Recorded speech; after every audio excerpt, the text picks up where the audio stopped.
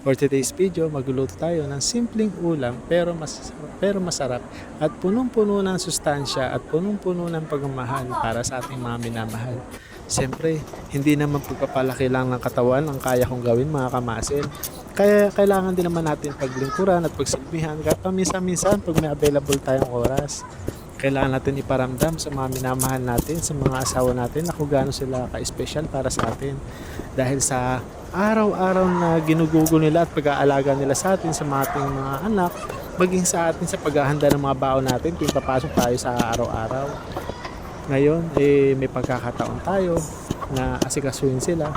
So, bigyan natin ng konting atensyon at paglikuran natin sila at pagluto natin ng mga simpleng ulam lang, kahit mga simple lang, pero basta galing sa iyong puso, napakasarap na nun. So ito na nga, ang simpleng ulam na aking niluluto ay aking pasasarapin dahil sa aking punong-puno ng pag-ibig para sa aking mga minamahal, lalo na sa aking asawa. At gusto ko iparamdam sa kanya na kung gaano siya ka-espesyal para sa akin. At sana magustuhan niya to pagkarating niya. Thank you!